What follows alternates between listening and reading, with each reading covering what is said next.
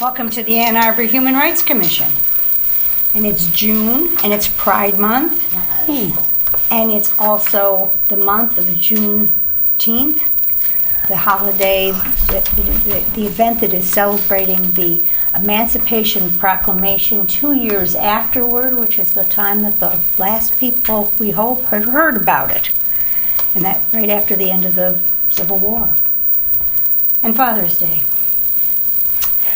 Anyway, let us begin with, let's begin with a, just a roll call to make sure we have a quorum. Brandon Bond. Here. Judah Garber. Here. Pam Meadows. Here. Sarah Peitzmeyer. Here. Aiden Sova. Here. Linda Winkler. Here. Aisha Ghazi, not here. Keita Cowan is not here. Lynn Song Here. is here. Sarah, you want to introduce yourself? Yes, I'm Sarah Alanis. I'm the Boards and Commissions Coordinator for the city. I'll be filling in for this role for this meeting. But thank you for being with us. Yeah. It's nice to meet you. We're the best commission, though. I would say so. I would say so for sure. Only one I've been introduced to yet. We are. Want to give you a public comment announcement? Yes. Oh, I guess you don't have an announcement. Because they can't call in. Right, I usually just say, if you haven't signed up in advance, let us know if you would like to speak now. You have 3 minutes to speak. Anyone? No one for public comment. Public comment is closed. Okay. Let's look at the agenda. Can we have a motion to pass the agenda? So moved. Second. Discussion? Changes? Additions? Subtractions? All in favor? Aye. Agenda's approved. May minutes. Motion to approve May minutes? So moved. Seconded? Second. Discussion?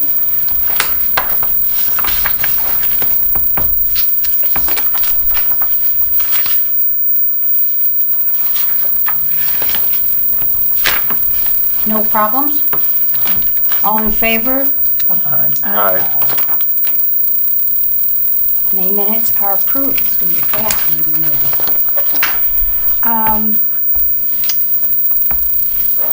City Council.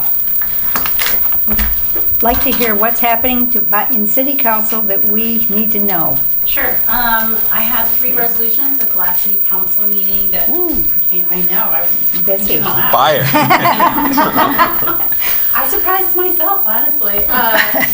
One was for approving the contract with U of M Poverty Solutions on a guaranteed income program. So that was ARPA, federal relief money, pandemic relief money, 1.6 million, had gone through committee engagement, so committee was in favor of it, and then council had dedicated that funding last year in the last budget cycle. So we finally went through the RFP. U of M Poverty Solutions stepped up. Not only will they be administering the program and allocating the grants, which will be $500 a month for 100 families over 2 years. They've also kicked in administrative money and proposed a project where they'll be identifying folks with entrepreneurial backgrounds, and it doesn't have to be like a formal LLC. It could be like gig economy or childcare at home, braiding hair, whatever it is that folks have had to really resort to supplement their income. Their feeling is that these individuals really are in their communities usually have to support extended family, extended community members, so their interest is in examining how this money would make an impact in this community compared to their control model of entrepreneurial folks who wouldn't receive this money. We're the first in the state to use ARPA money for a guaranteed income program. It's not universal basic income because it will be universally available to folks. It's really to this cohort that U of M wants to research.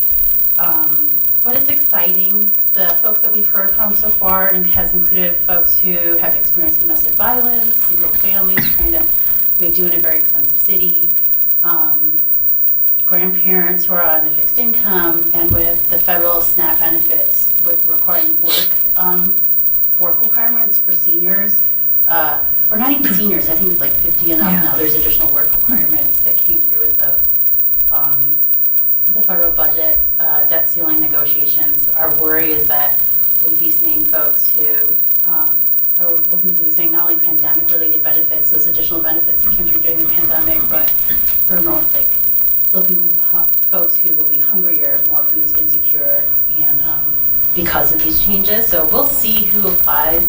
The money will, I think applications are being accepted now, there's an interest form on U of M Poverty Solutions. Money will go up starting in January 2024 and has to be distributed by 2026. So I found that to be really, really exciting. That program was hard to get through. Last year it was in danger of being reallocated to street repair instead, which 1.6 million in Ann Arbor would have meant a half-mile in street repair. So that just tells you where our feelings are. I think. Not that there isn't concern for our vulnerable folks, but it's we hear a lot from folks who want us to do street repair, and not from folks who need help. So that was one. The other was I had asked the city administrator to look into bonding our affordable housing millage.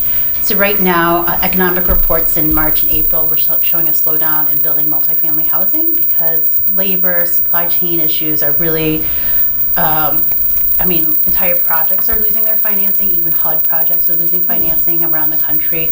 And what we need is multifamily housing. So I'm not an economist or like a finance person, but I read enough that I could ask the city administrator to see what it would look like if we bonded out, what paying down the bond debt would look like over the next, 10 years, because we bonded out for street repairs for $15 million last year just to get the cash in now and fix streets more quickly. So my hope is that if we bond out using our affordable housing revenue, then we can probably get that cash in now and either build affordable housing units more quickly, or if it's just too expensive, then buy additional parcels for the city. They don't have to be in the city either. They can be in the townships, just so that we have land to build housing on. So that passed. And then the third one was rezoning on Plymouth and Washtenaw and prioritizing transit corridor zoning. We've already rezoned along Stadium and Eisenhower by the mall, which would mean encouraging more multi-use development along those corridors. And hopefully that would mean housing. We're seeing projects that are being proposed in Washtenaw, which includes a Chick-fil-A in the old Denny site and a Taco Bell in the old Wendy's site on Plymouth Road, as well as the U of M Credit Union on Plymouth Road, which would be a one-story bank with a drive-through next to a one-story bank with a drive-through, like exactly next to each other. And residents have protested that project, saying, we don't need another bank. We would like housing. It's a walkable neighborhood, by a school, by a community pool. So in asking Planning Commission to move up consideration for Washtenaw and Plymouth, it doesn't mean apartment buildings will be showing up overnight, but at least it sends a message to developers saying, we don't want one-use, single-story buildings coming to Ann Arbor. And I'm hoping we can move faster than anti-gay chicken restaurants. You know, like the last time, and I'll go on record for that. The last time we really seriously rezoned Plymouth Road, or like saw infill projects, which are like projects that took over like excessive parking, was that little space where Starbucks is in off of Plymouth and is it Nixon? Yes, Nixon Road. So that's a two-story building with right now a cannabis business, Starbucks, I think a haircut place, massage place. Isn't there a bar? I think that it might tucked in the back. Yeah, Arbor is in the back, but there's that building in front that faces bar the like road. the exercise. Oh yes, it's a bar studio. Yes. So, and that was front facing, like closer to the road, and that development was a reaction to Blockbuster Video closing next in that Kroger complex. And that complex has said, all right, we need more front facing retail to draw folks in off of the street. And I told, my comment at City Council was that if we're gonna gauge the last time we did kind of like development on a transit corridor where we welcome 80,000 commuters a day off of mostly Plymouth and Washtenaw. If we gauged it by the last time we had rented a video from Blockbuster, I mean, it's been a while. That was 2012, 2011, 12. So I'm hoping that we can think about living above a store, living above a restaurant. You know, if you want to bank, then live above a bank, live above a Taco Bell. I don't know. I just need more creative developments to come along these areas so that we can actually build our supplied housing. So those are 3 resolutions. I know it's really housing related, but if we talk about housing as a human right, that's really where we are. For the next council meeting, next Tuesday, since Monday is Juneteenth and we have off, there's a really important ordinance revision that's coming up that Cynthia Harrison, Councilmember Harrison, is introducing. And she's been working on this since she was elected with the city prosecutor, and that's on secondary traffic offenses. So she's trying to make sure that our police do not prioritize pulling folks over for like dark tinted windows, things hanging off of your mirror, expired tags, because during the pandemic, the Secretary of State had allowed folks to keep driving with expired tags because it's not a public safety issue. So there's a string of things that they looked into in our existing ordinance to tell police that these issues are not public safety related, they're not related to crime,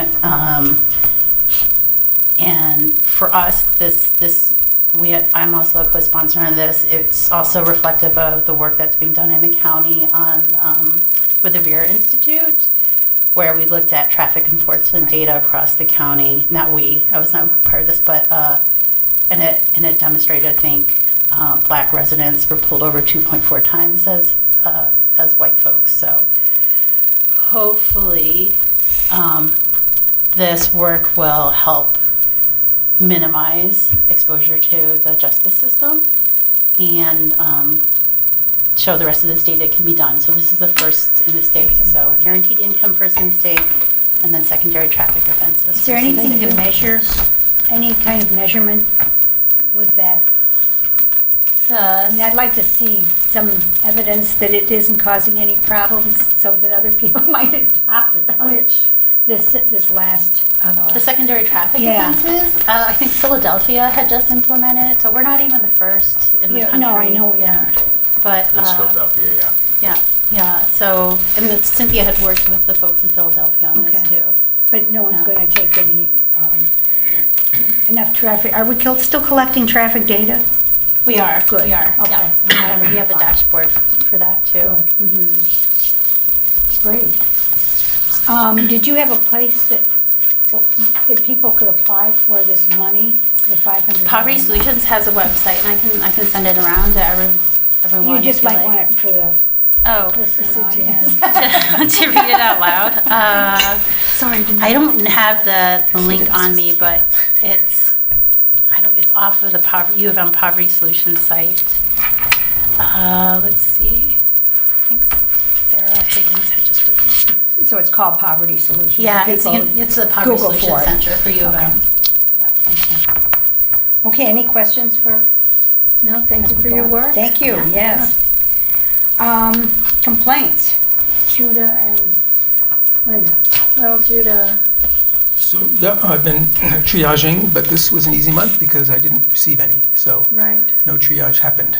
right. We maybe should say something. We're working at logistical kinks that have developed since our wonderful Denise has left. Right. Right, to make sure that we see complaints that come in, but it seems as though it's being monitored, so. Yeah. So Yeah. they're going to her email, which she no longer has, so obviously is looking at, instead of to the HRC inbox, which, so. And what we don't know, I don't think that Sarah, not you, but Sarah Higgins checked, is how many if people are calling. I'm kind of concerned that people aren't calling. But you know, Denise was very talkative and listened so well that I think a lot of people called, and if they got a message, they may just hang up. Did Sarah tell you that there were people who called? I don't think that- she checked that. Oh, okay. But I wonder, I'm kind of at a loss, especially because this is a time where people seem so angry and so feel so much that there's so much hate coming. I'm just surprised that there Well, it's aren't only more. been, remember, it's only been 2 weeks. 2-3 weeks since Denise left, so Yeah. hard to say, yeah. I don't. Yeah. I just want to make sure nothing falls through the cracks. That's all. I did have a conversation with Sarah Higgins today, and she did say that she has been checking the phone Yeah. line and that nothing has come in. And then I can, of course, if needed, I have access to Denise's inbox, so I Yeah. can look That'd be back. great. Yeah. And I'm thinking about people who call and then hang up when they get a message. Nick did reply. Nick also does see them, or can see them, Nick Sexton. The phone, And- not the phone. no. No, sorry, complaints Okay. that come in via the online submission. So we're just not getting them. Yeah, we That's just okay. don't have any this month. It's okay. We have one that's still pending, but there's nothing happening with it right now. Good. Yeah. I have a feeling they're going to come. Yeah. But we'll see. Trespass. Lynn. It's out of our hands, we're done. What is he, Acting Deputy Chief Patrick McGuire has it, is gonna send it to the printer, maybe already has. Okay. And it will be used, and then it's up to them to revise their policy and practices, or policies and procedures, to comport with the new form, to let the people on the officers know what the deal is with the new dates, that people asking for someone to be trespassed get to say how long they want that person to be trespassed for. It's not an automatic year anymore. And we'll see how it goes. I mean, I'll check back in with Acting Deputy Chief McGuire. Yeah. So, in a few weeks, just to see what's up, and also ask if we can see the revised policies and procedures when they're done. Yes. Yes. I wonder if it would be wise to say in 6 months, check the data. Check what's happened. Yes, right. If it's made a If it's being difference. used, yeah, Yeah. how it's being used, yeah. Right. You think 6 weeks? 6 months? Sure. Okay. I will put it on our calendar. Yeah, And try to remember that we're going to do it. But I think that would be wise. yeah. Thank you. The ID for Washtenaw, what I sent you all was slides on the Drive Safe initiative that the state is doing. And I sent it to you because I thought it was a very good good set of slides.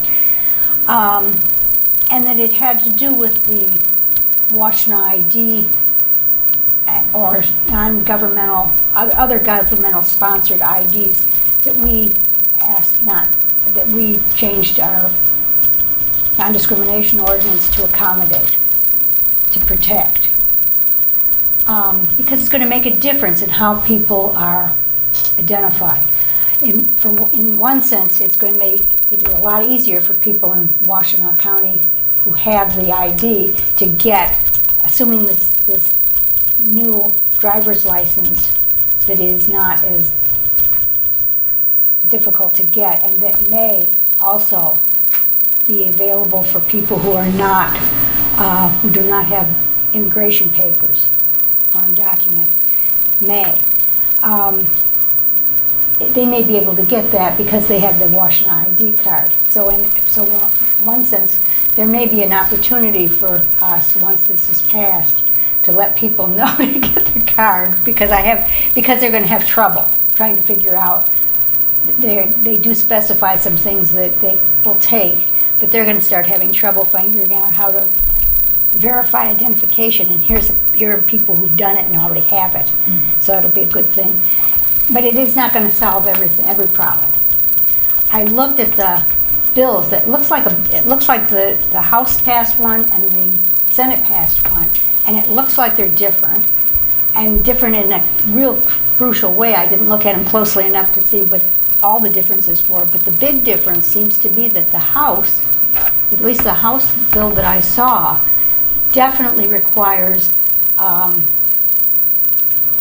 verification that a person has, if a person isn't a citizen, that they're here legally. And so even though the slides I showed you and the PR says that that's not the case, the House version says you need it, the Senate version says you don't. And so they're going to have to reconcile. So we'll see what happens. It should be happening soon, but that's important. But either way, there may be opportunities for us soon to do something about it. And maybe if you want also politic for it, or put out some information or something. But Keita, I put this on the agenda before I knew Keita wasn't going to be here, and she's the best person to figure out what the next step is, or at least to talk to us about it. So that'll be probably on the next agenda. The next thing on our agenda has to do with publicity, Pam. And Pam has had an idea that she's been thinking about, and she's been thinking that Keita, Brandon, and Aiden are going to help her. And what is it? So for the most part, it is either one of two things. A public service announcement that's like a commercial that just says who we are, what we do, and how we can assist the public. And then the other is more of a lengthier conversation, interview of us, and we can share with the public in a kind of like a, I don't want to really say script, but conversation that we have with the public that lets them know who we are, what we do, and what we have done from inception to present. So I reached out to CTN, and Melissa, don't have a last name, contacted me via voicemail yesterday. What she says, and I pulled it up, is that normally there is a city liaison who contacts them. She said that person was Denise. And she said it's not typical that a commissioner would reach out to them. So she left her voice or phone number, and I'm going to follow up with that. It's not that they're opposed to it, it's just, I guess, procedurally they have ways that they actually accommodate us. So she writes, if it's something the commission wanted to do, I think it's a great idea. Happy to talk with you more about it, but wanted you to know generally ideas like this come through the liaison of the city from the commission. So I'm going to reach back out to her. She's not saying no, but she says it's something that we can dialogue about and perhaps move forward with, but that's as far as we've gotten. So I will follow up with her to see how we can.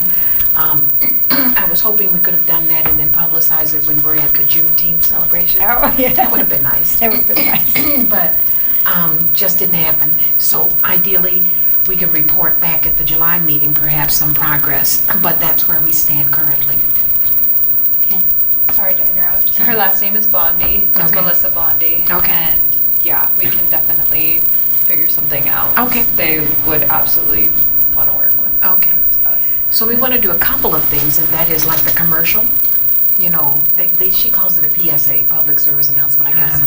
And then we want to do a more broader interview kind of conversation with all of us, or as many of us who are willing to talk, and share the results of what we've done from inception and what our goal is. You know, the flyer, the work that we do relative to the ordinance to ensure compliance, and just kind of reintroduce ourselves, I guess, in some respects to the public so that they know who we are, that we exist, and how we can assist them. Thank you. Yeah. So you're going to work with your team and... Well, I'm going to reach back out to Melissa. Okay, yeah, because first. that was the thing that, so I attempted to do that prior to now, and like I said, just got the voicemail yesterday. So I'll follow up with her. She said that she works from home. And so she does come into the city occasionally, but, so hopefully I'll get better access because she works from home as opposed to making office hours here. You know, I was wondering if it would be wise to think about what message we want to put out I mean, we could just talk about who we are and what we do, but it'd be nice if we had a message or if there was some real good reason why they should call us, or how we can help them. I think first establish what it is that she can do in assisting us in that. Yeah. And then bringing that back to the team, those who've agreed to participate, and say, here's what CTN is willing to do to assist us, and then maybe come up with something of how we want that presentation to go forward. So I want it to be twofold, the public service announcement, and then more of an interview kind of introduction to the public that says, you know, we've been in existence for this many years, and here's what we have done, maybe referencing the annual reports that we provide to City Council, maybe listing like fair housing and EEOC and MDCR, the number of complaints that we've taken on an annual basis. We don't have to go into greater detail, but they've resulted in amicable resolution to the parties involved, or we forwarded them on to other entities that are assisting those individuals. So kind of you have a local governmental civil rights entity or human rights entity that can assist you with your challenges, and we're here to help. So we'll see. I'll get back to you as soon as I know something. Any questions for Pam? Doing great. Management assistant meeting. I just can say, I can't give you names or anything, but I can tell you that the chairs of this commission and Disability Commission and Citizen Oversight Commission met with John Fournier and Sarah Higgins, and we interviewed 2 people for this position. Both of them were very good. One of them we all thought was better fit for this job, and that person is being signed in. Paperwork is being done. She should be on board by I think Sarah told me July 1st. Is that July 3rd. 3rd? Yeah. July 3rd. First is on a Saturday. And we can hold out for just about that long. So it's exciting, and I think she's going to be great. But I can't give you her name, so. Juneteenth celebration.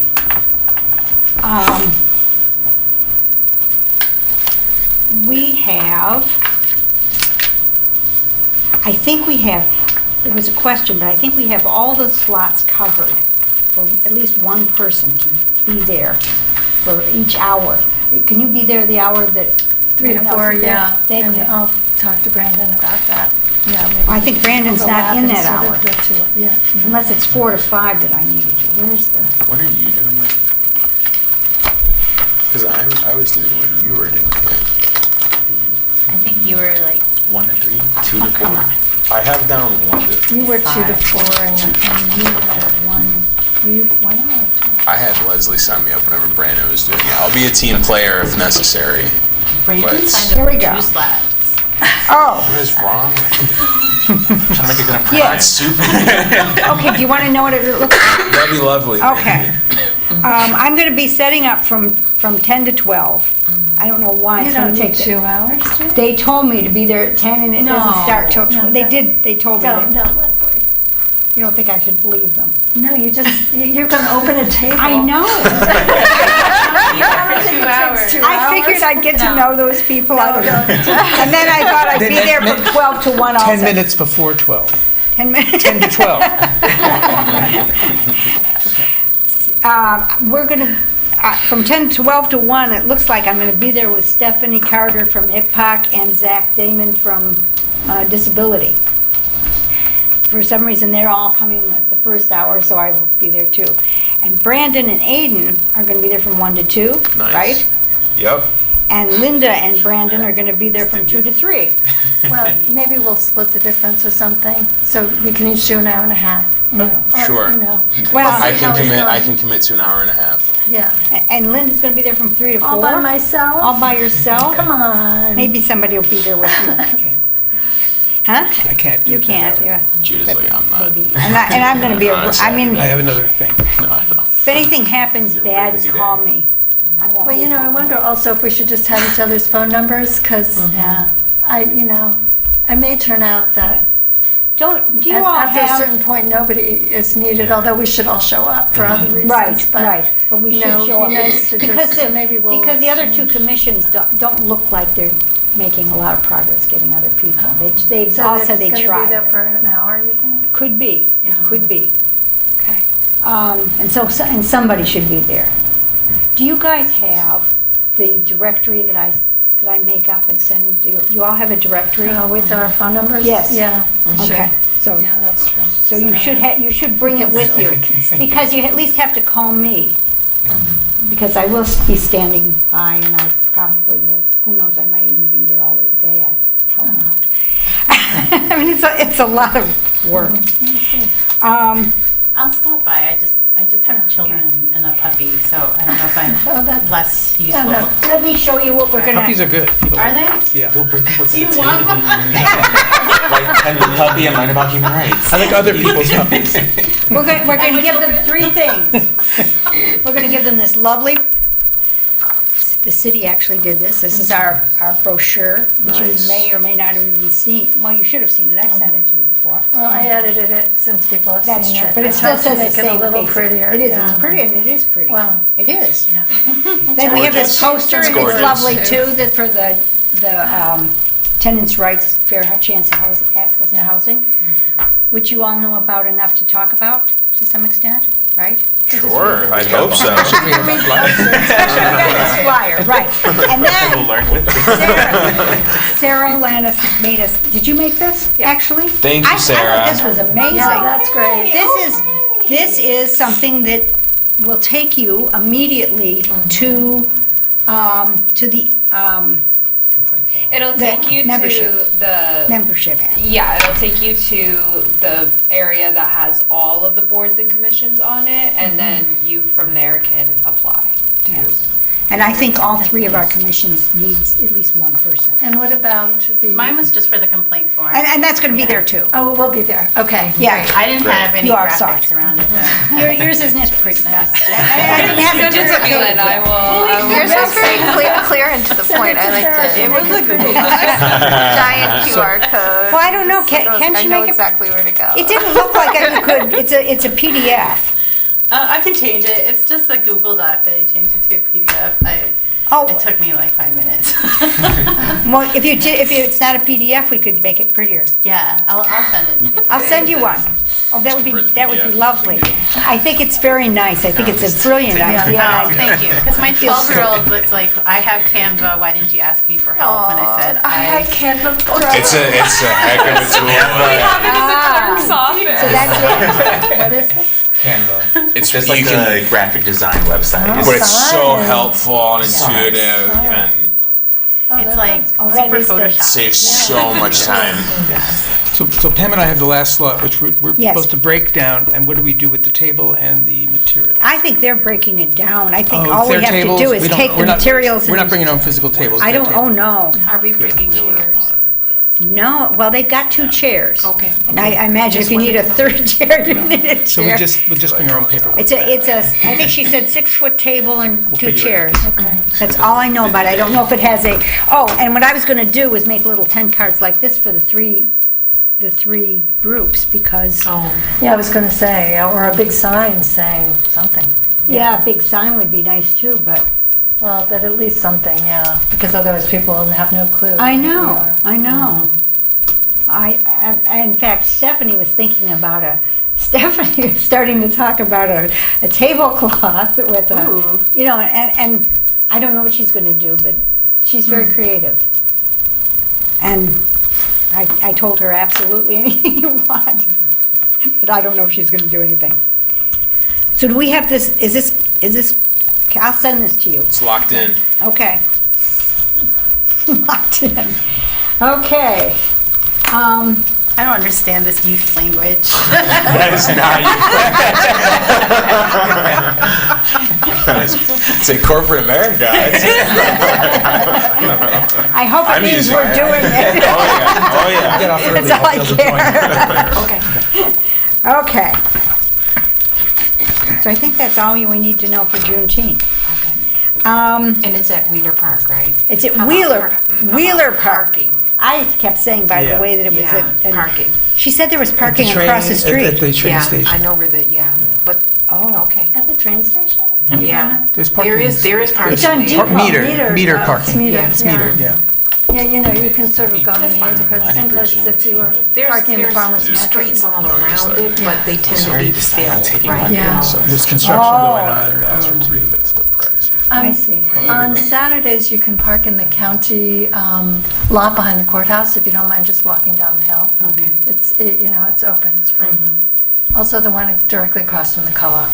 By the end of the day, the farmer's market people will be gone, so they should be, Good. yeah. Okay, Okay. good to know. And they've got food there, I think, for a price, but I think they've got vendors who will Yeah. give you food there There too. usually is. And I think you'll find it's fun. I think anybody who finds out about the commission who didn't know about it will be a plus. Anybody who really like and think that might be a good fit for one of our commissions, give them that handout. I think we've only got about 20 of them, but don't give it to everybody, but anybody who you think is. They can scan it right Yeah, they there. can scan And then it, they so have you the leave URL, so they can just take it with one them. on Then they've Oh, got that's it. right, they could. Yeah. They could. Yeah. That's right, sign up right away.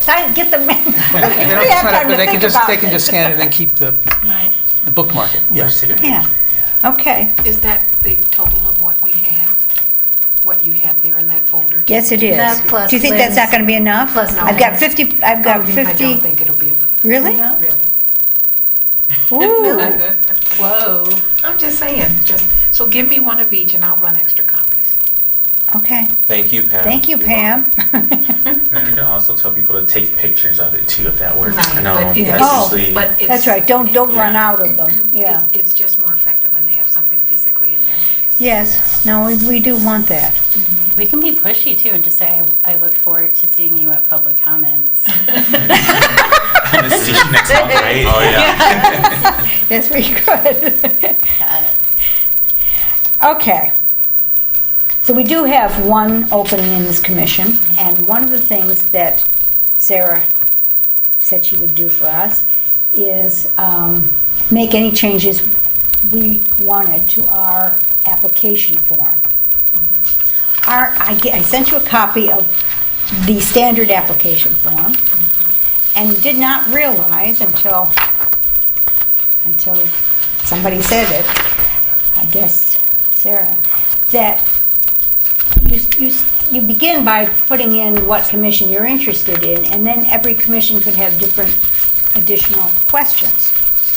It is not paper and pencil like I think of it as. So, what you see is the only question on this form that gives you us any idea about whether the people are going to be interested or not is reason for seeking employment, areas of interest, goals, etc. That's not a very compelling question, and it's only got 2 lines that you could use, or, people are not going to expound. And so I got a list, Sarah sent me a list of questions that are on other people's forms, and I picked out the 2, 4, 6, 7 questions I like best, and they were all the ones that we used when we were trying to find people for the Independent Citizens Oversight Commission, Community Oversight Commission. And I thought that there'd probably be something on that you'd like. Or you could come up with something else. We don't want lots of questions because we don't want this form to be hard to fill out. But we want it to give enough so that we don't have to interview every single person who says they want to be on the form, on the commission. But we have some way of gauging who would be good for this position? So if you have the questions that I sent you, which I have to find, are there any that look good? Or is there anything you would like to put on it? I guess the question I have is thinking about what do we need in the first place, in terms of like if we need someone with a certain expertise or connections or something like that. Maybe if we define that, then we can have a question that's geared towards like who we need to bring into this space. And we don't have that. I mean, a lot of them do. They say, do you have a such and such degree?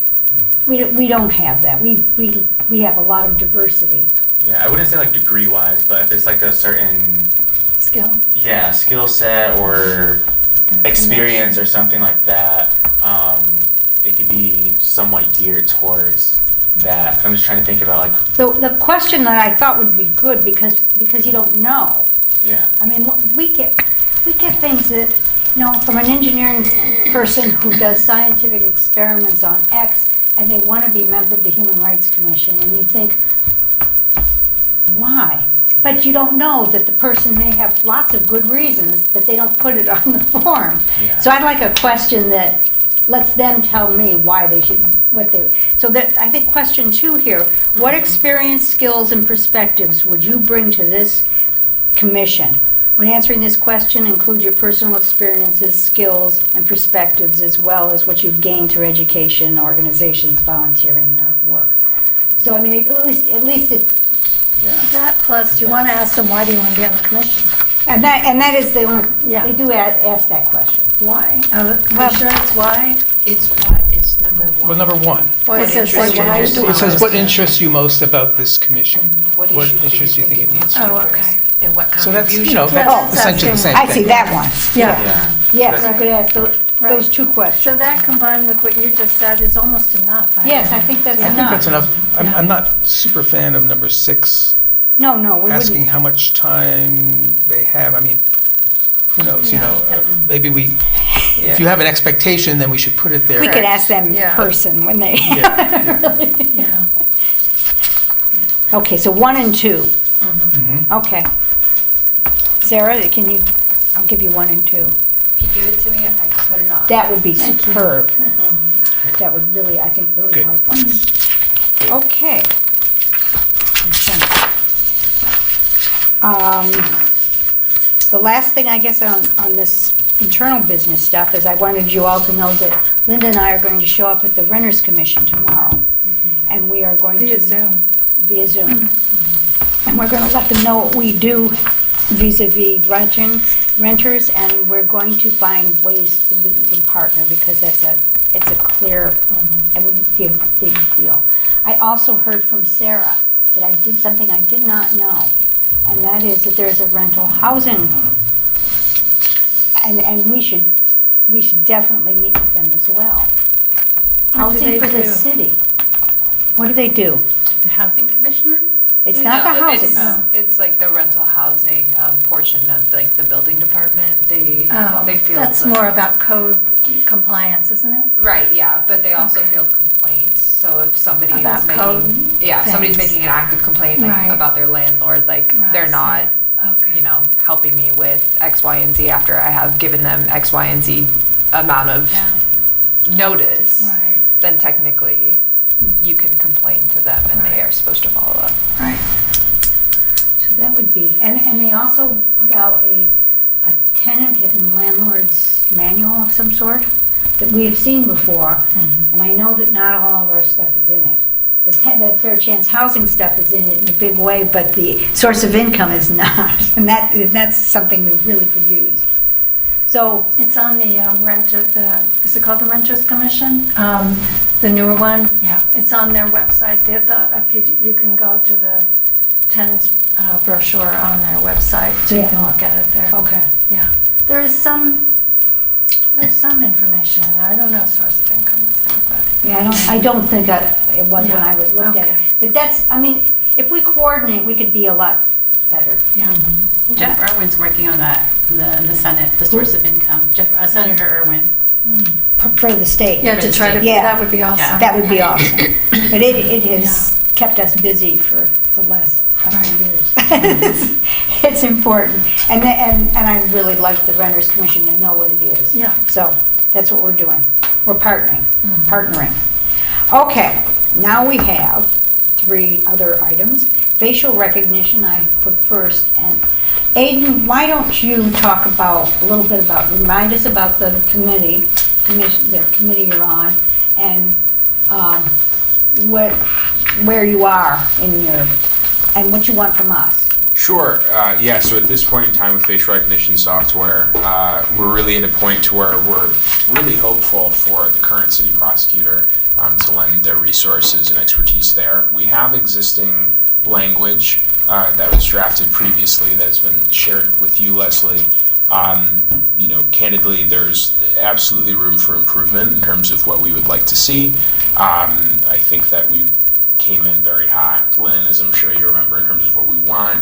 And I don't even think that we're at a point of compromise even quite yet. Not that we should be, but I think that we are very far away from final language. And so we need some assistance with the city prosecutor there. So in terms of what we would need from you all, at this point in time, I would say feedback would be critical as we're having these conversations. As of right now, feel welcome to share in any venue that you'd like, but I'm unsure of this city prosecutor's response to our existing language. They might be in a complete agreement of this seems appropriate, and they might push back. I do not know this person personally, or we may have a lot of runway to make the changes that we're hopeful to. So once we are finished with these conversations, the initial ones, so to speak, I would love to hear feedback in terms of, once we're at the drawing board. And we are going to talk about it. Please. Yeah. Who wrote the ordinance language that Leslie sent to us? Boy, it was like a year or so ago. Jeremy Glick, who was interning with Attorney Slay when she was still here.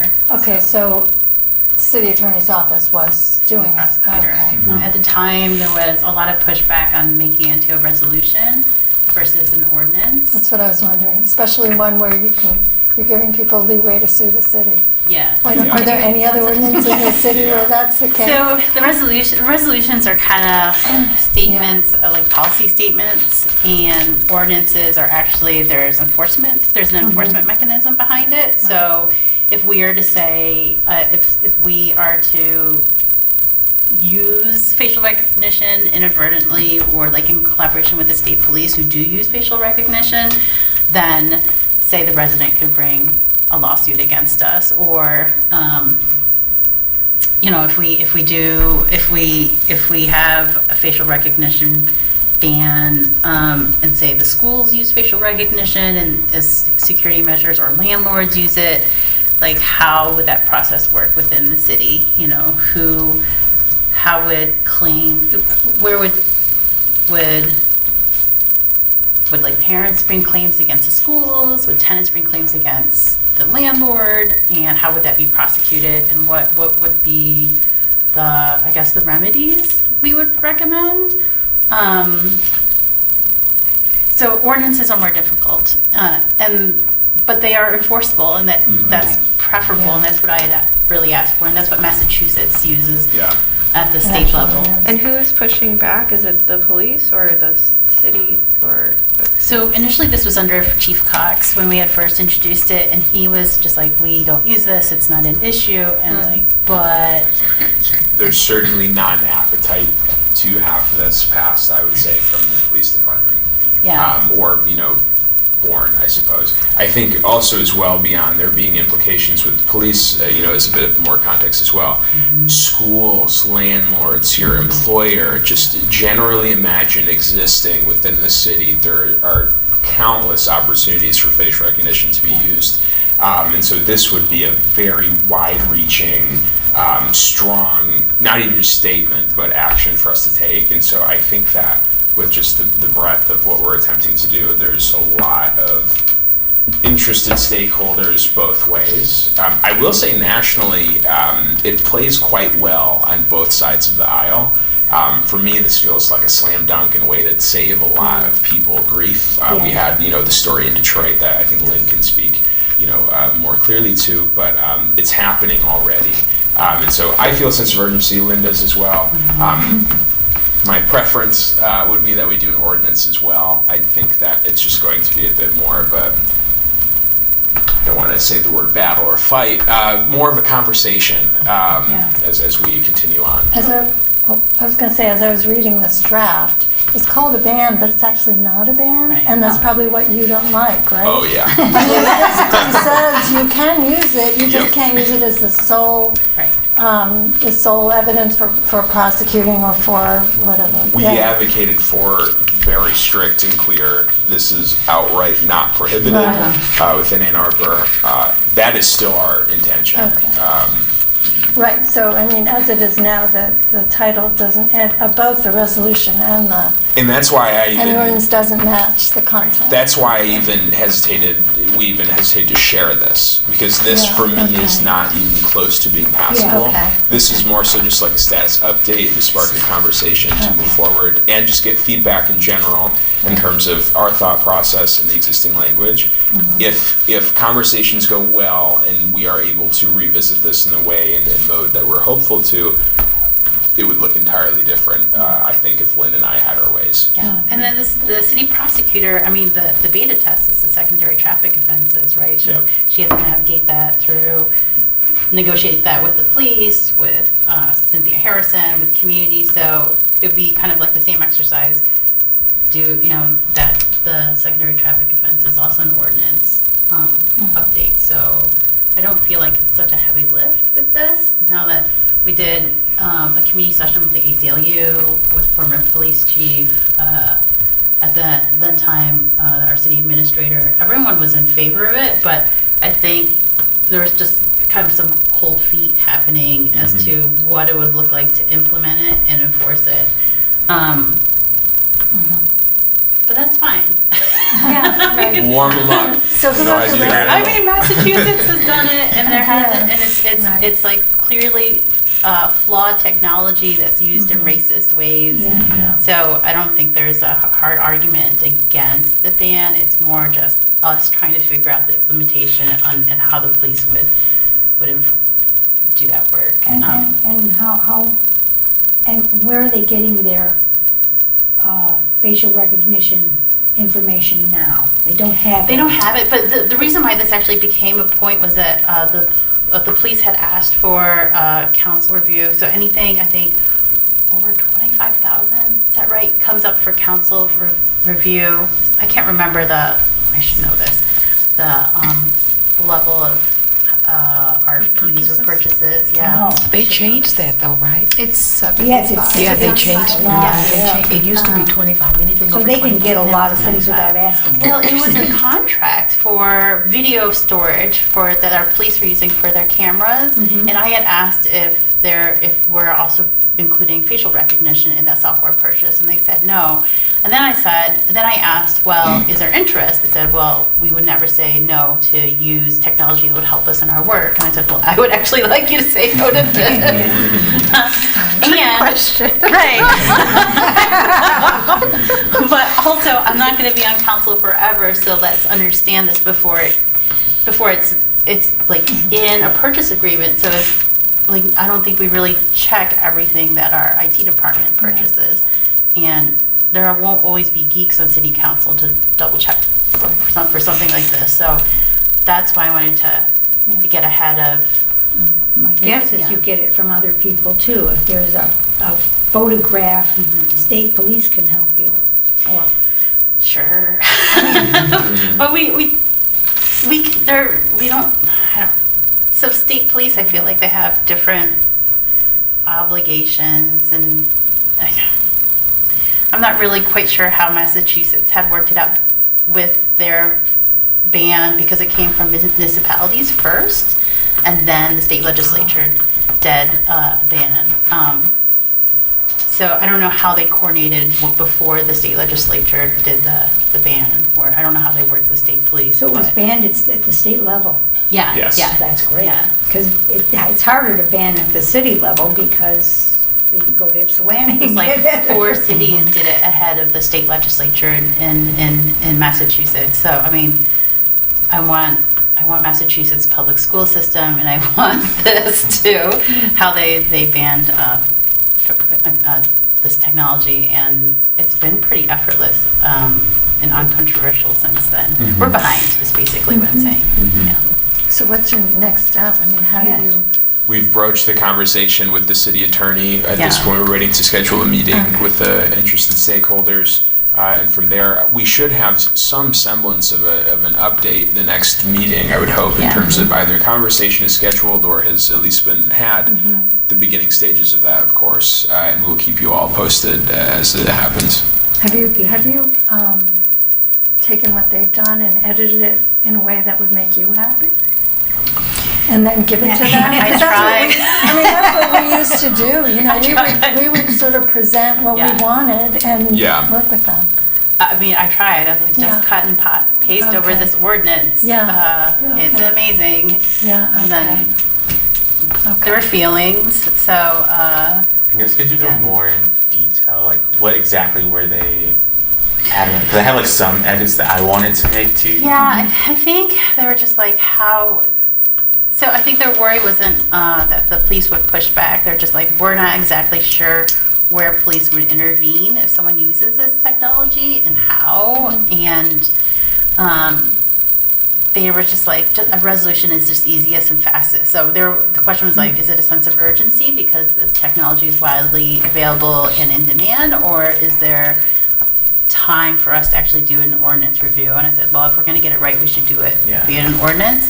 And then time just kind of slipped away with Ariane running for her judicial seat, and it was just less of a priority. But yeah, I'm thinking Interim Chief Metzer would be supportive. She didn't voice opposition before, and she's also supportive of the secondary traffic offense ordinance coming up. I think the realization is that it's not part of traditional policing. You know, you don't have to rely on this technology to actually do what they need to do. But we just actually have to have it in writing. Yeah. It's like we're still very much behind technology in general anyway, so like it's gonna be here eventually, so Yeah. this is just a prevention step, so 100% agree. Keep in mind, like when we asked for traffic enforcement data just a year ago, at the time, the police were like, well, we have it in spreadsheets. Like someone has everything in a spreadsheet on their computer.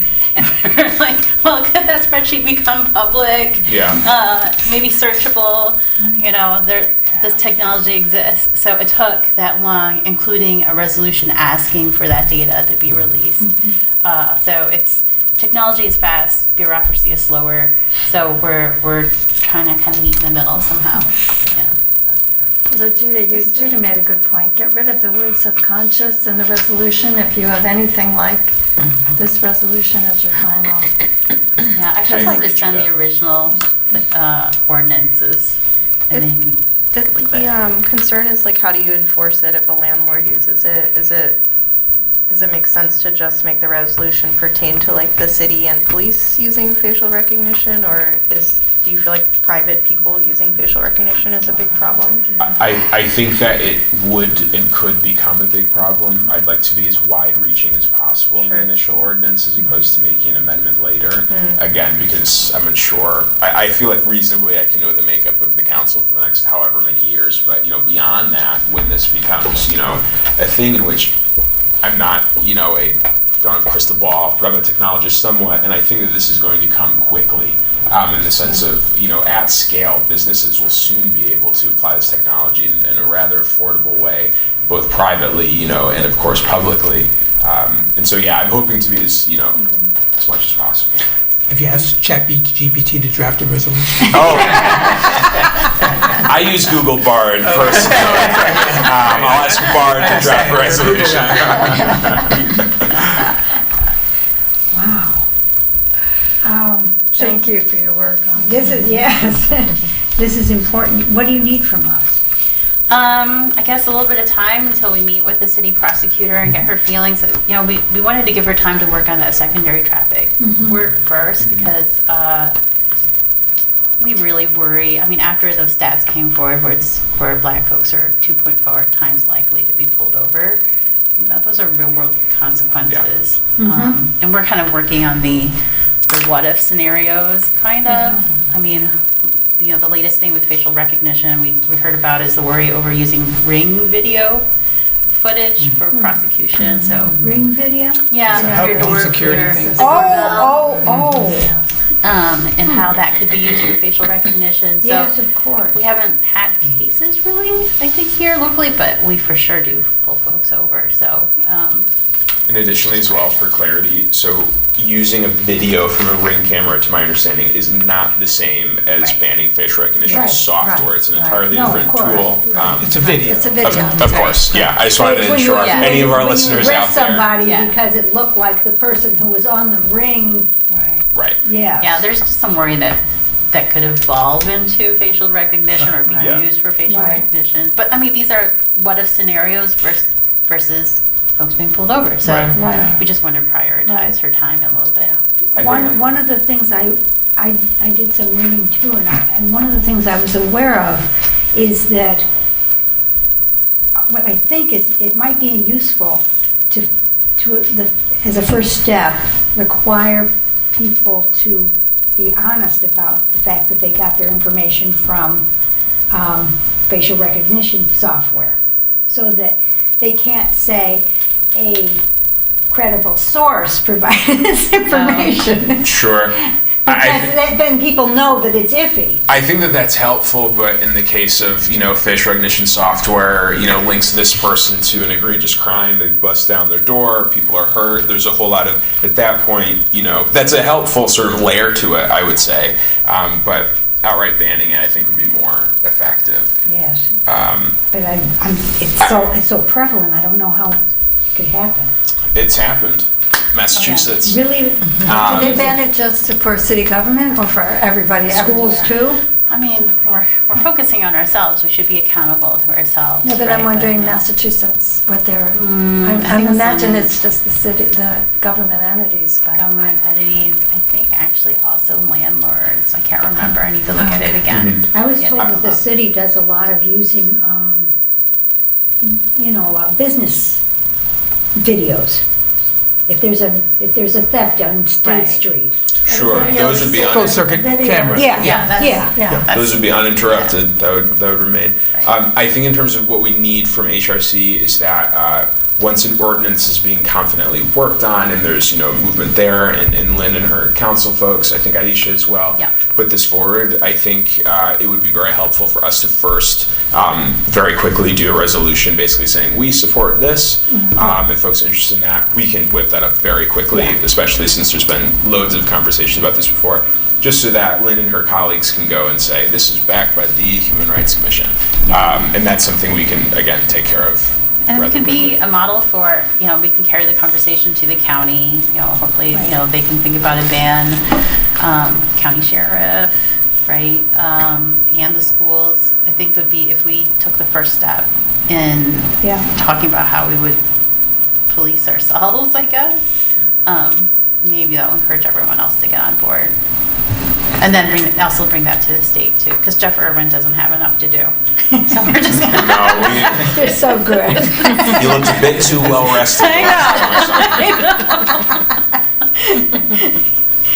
Okay. If you are both taking, I guess like feedback now on it, at least like from what I saw, I know like yours is a lot better and everything, but I think that it needs to have a lot more, I guess like direct language specifying like the trans misidentification and like how that is a danger to outing them, Yeah. a danger to their safety. I think also for putting people, I guess like immigrants at risk as well and their loved ones, Yeah. the opportunities for data breaches, and also just like the issue of informed consent, because we have so many people coming in and that can just be like a large issue for them. So those were some things that I think I felt like we're missing, that it really needs to be there, and specifying those specific like experiences and stuff. Oh, I forgot, there is one experience that the police did mention, which was how they actually use phones for facial recognition to unlock phones.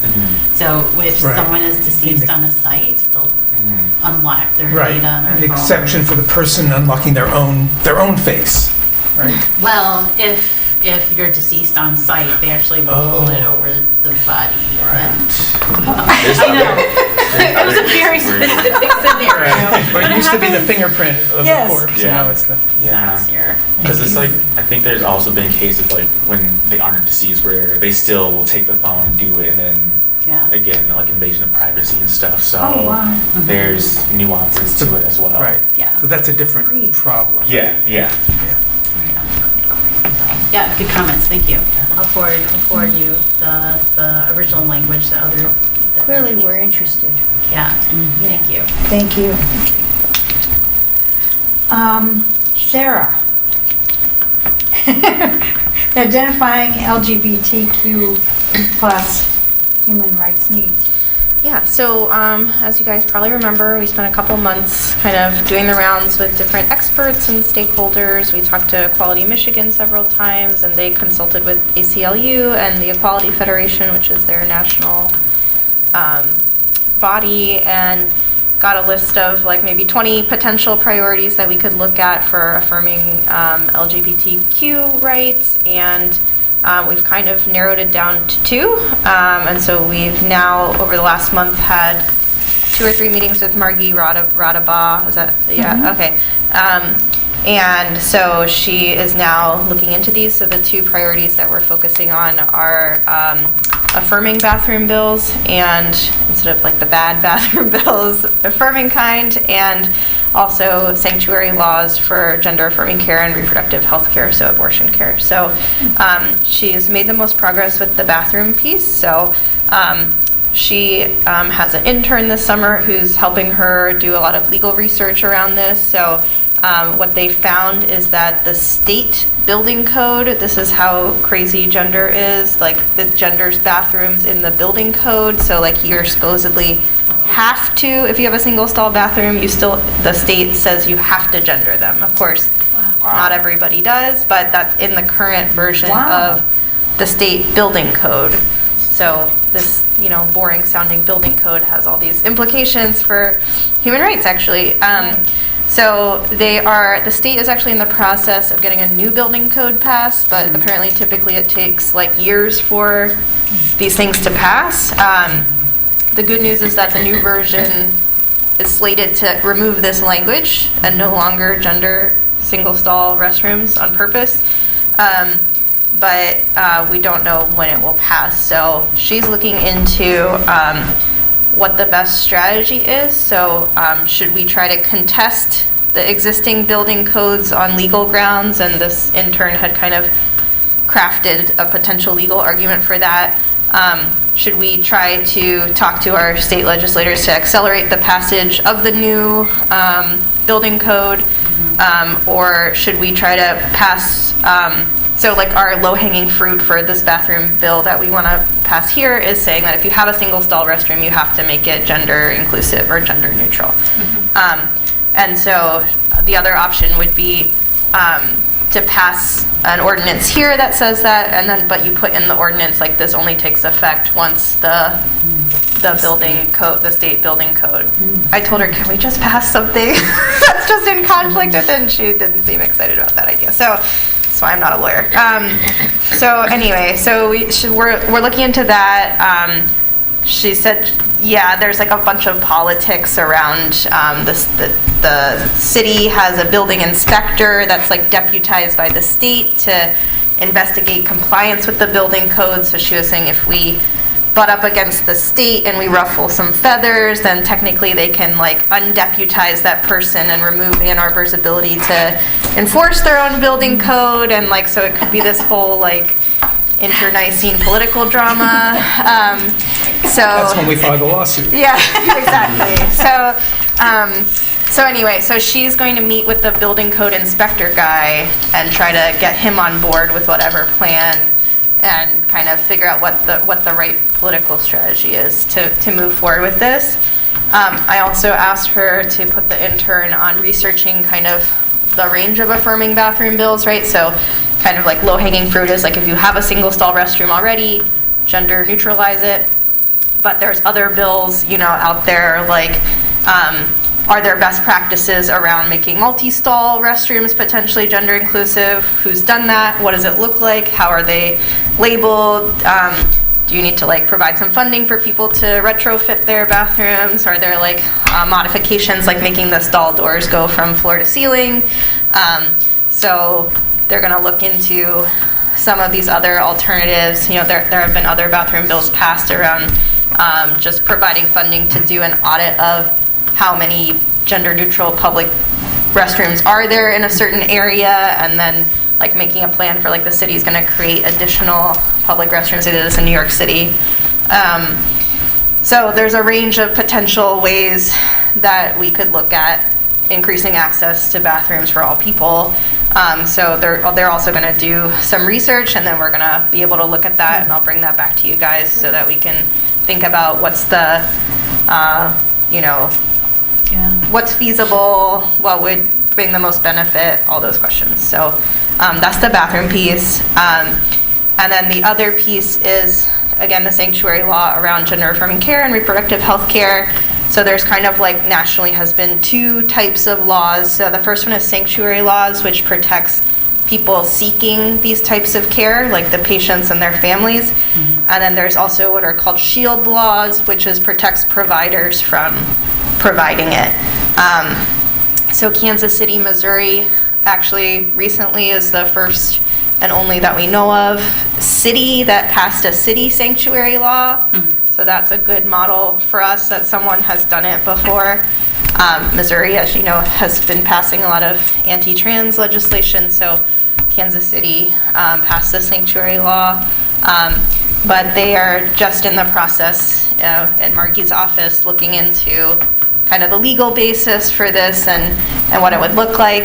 I have friends and colleagues who work in Michigan medicine and nursing who provide gender affirming care in Michigan, and so this is the really high priority for them. They said the climate right now with providers is very nervous around this, and it's already kind of having a chilling effect even in Ann Arbor, so they're very interested in supporting us, and that this would be, they said that this would be meaningful to them in helping them be able to do their work in providing patient care, which was good to know and hear from them that this is something to invest our time in. So yeah, does anyone have questions or thoughts?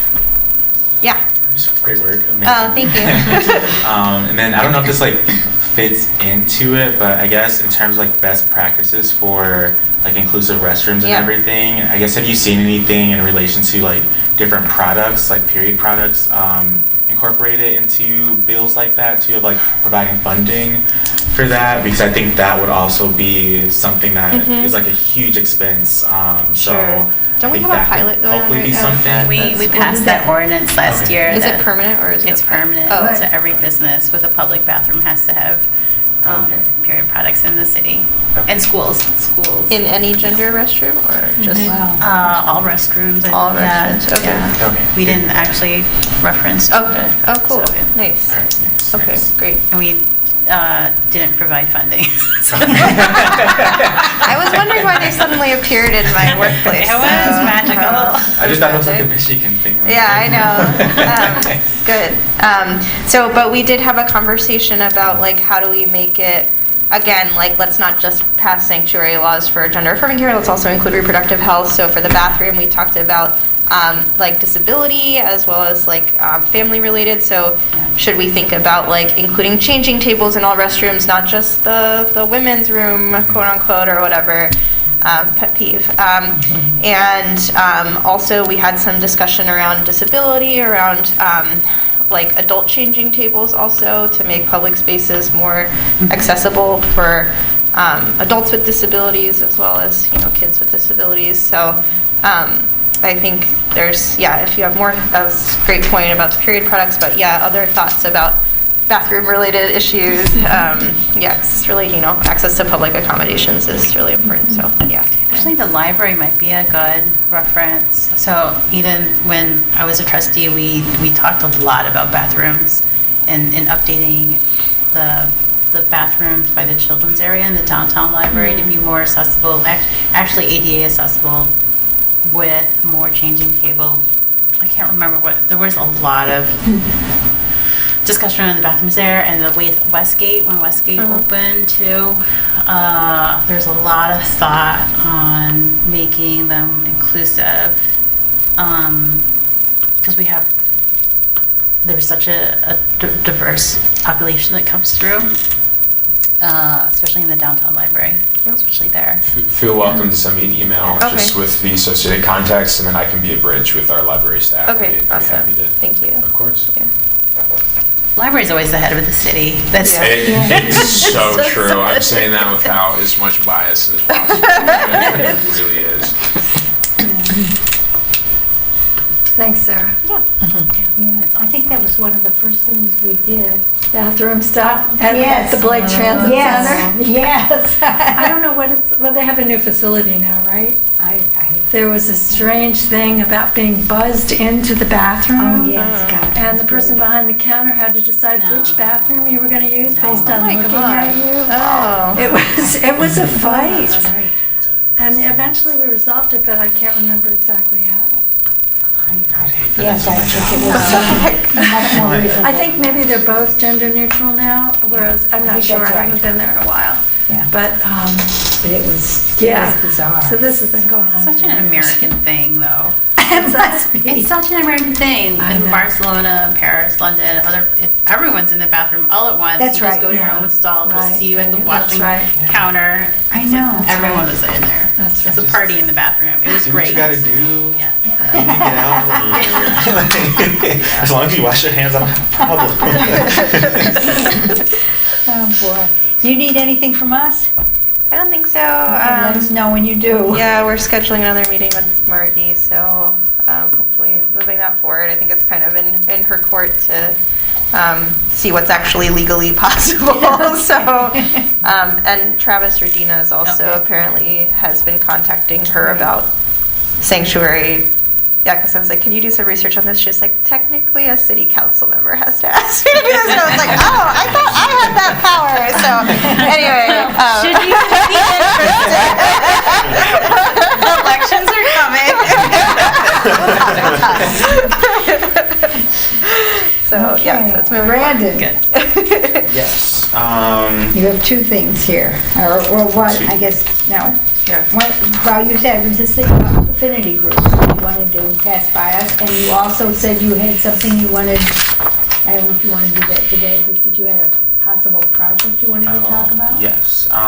So basically for the affinity groups, that is the spreadsheet that was sent out to everyone at the previous meeting and this one as well. I think I tried to go over it beforehand. Again, like my laptop, of course, is not connecting to the internet here, but I basically broke it up based on the different groups in the discrimination or non-discrimination ordinance and kind of categorized it into like different, I guess, like sections, whether it's like gender, sexuality, race, ethnicity, economic status, and they have different tabs. And basically I did the LGBTQ plus one and just like went through all the different organizations in terms of what's in Ann Arbor, the city, some national ones as well too, and just made like a whole list of those. And I think that would be helpful for once we are trying to get more feedback from the community to know like these are specific groups that we can go to like ask for their insight on different projects and everything. If there's a potential, I guess, like collaboration or partnership that we would want, then we could potentially reach out to those other organizations too, whether it's local or at state level or national as well, who are doing certain aspects of research or this programming. I didn't like finish that one. I need to add like the address and like links and all that stuff. But I think in terms of help, if people want to contribute to it and add other groups, for like the other tabs and stuff, I think that would be helpful. If you already know something that already exists, so we don't have to recreate different aspects, that would be helpful too, just to have it there, and then it'll be helpful for us just to kind of have ready to go outreach connections there, and then to also make sure that they know about our listserv and services, so we can be intentional like with reaching out and being proactive in that sense, to see if they want to be added to the listserv, they can be added. If they don't, then maybe we could still just like follow up with information. I do think one thing, for some of the groups, I would recommend not adding personal information. If you know, like if there's one individual who does a lot of stuff, I would at least get their permission or something first, because I think specifically for the LGBTQ plus population, not everyone is open and out and everything, so we don't want to have that type of public information. Well, it's not going to be open to the public, but even just for us and everything, we don't want to betray their trust in that sense. So for other groups as well, if you could just do it as an organization, or if it's like a Facebook group or just something that is already public facing, then I think that would be one of the best practices. But yeah, hopefully that will be helpful to just know what's around us in the first place, and then help us when we are doing outreach and things. Are you saying it for us, or also putting it on the website for the community? I would say just keep it for us. I think later on we can discuss it, but It's too much for a website. It's too much. Yeah, but it really could be valuable. Because, yeah, I think it's like maybe like further discussion and everything, but right now I think it's mainly, I guess my intention was just for us to know like who to reach out to and all that, or where to even get insight on different issues to make sure that the work that we do is community centered and everything. So yeah, so that should be that. Hopefully, if everyone can just like check to make sure that you have access, it should be open for all of us. If not, just email me and I will make sure to troubleshoot that. But yeah, that should be everything on the spreadsheet. Are there any questions about that? No, but it's a treasure trove of information, so it's Yeah. great. Great. Yeah. I like it. Then I can move to the next subject. I Yeah. guess. All right. For that, I guess kind of already talked about at the beginning of the meeting with like having an orientation for new members coming on, just because I think that would be helpful. But it sounds like there's already something in progress for all the boards and commissions, which is great.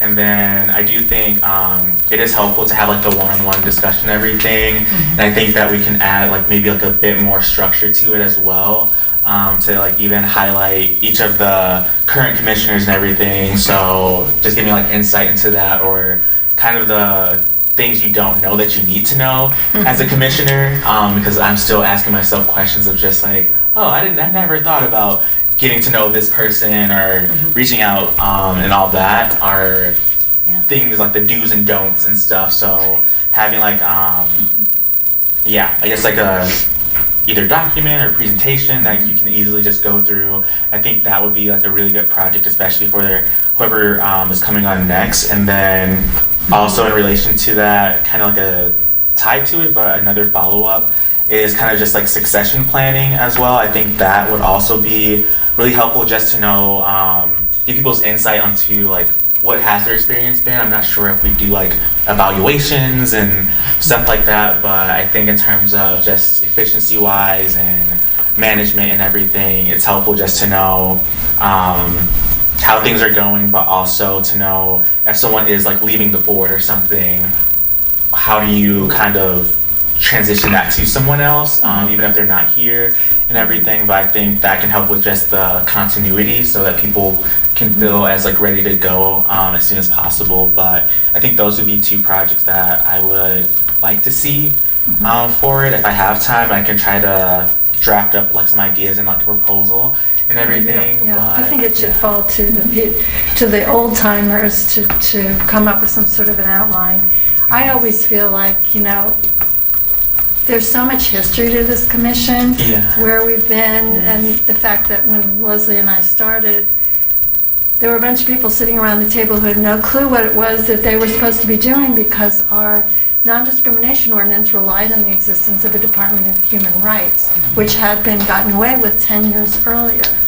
And there was really no role for the commission built into any ordinance.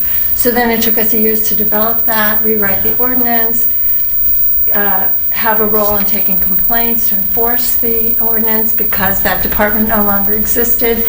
And then, so there is all this history that people really should know, I think, coming on to this, that we haven't been what we are now for very long. It's really just been since 2014 is when we completely revised, when the ordinance was revised so that we actually had a role, and it was clear what our role was. So, it's relatively new. Yeah. And I think we should write this up in some way, and so you can hand it out, That'd be great. before we're gone. Yeah. I think it would be helpful to have I could do I guess both more experienced commissioners, but also newer ones too. If we can do a collaboration. Yeah, Yeah. you type can of tell us thing. what you need to know. It's I don't know yet. But we'll figure it out. Right. But yeah, those are just Good the idea. two ideas. Because I'm very structure management oriented and stuff. So that's been on my mind. It's being good. me I can myself. see And that. Margie wrote to me, and she wants to have somebody come in and talk to us about Open Meetings Act. Okay. Because we've got so many new people, and that would be a good refresher too. That'll be actually the bulk of this orientation that I'm doing. I see. It's going to be legal. So that's why I'm calling it an orientation I and see. reorientation. The bulk of it will be about the Opens Meetings Act and other legal things that I hope the hardest thing. commissioners know. But it'll be me and Chris Ross. He is the OMA. Right. And that's what you want to do, is send us, Chris, to do that. But that won't tell you what we as a commission do No. substantively. It's just the rules that all the commissions have to follow. So both will definitely be helpful. But I can follow up on those two Okay. things. Yeah. So And you might also think about having a strategic planning meeting. We've had one, our last one I think was 2 years ago, and it's probably time. Is that something that I should? No.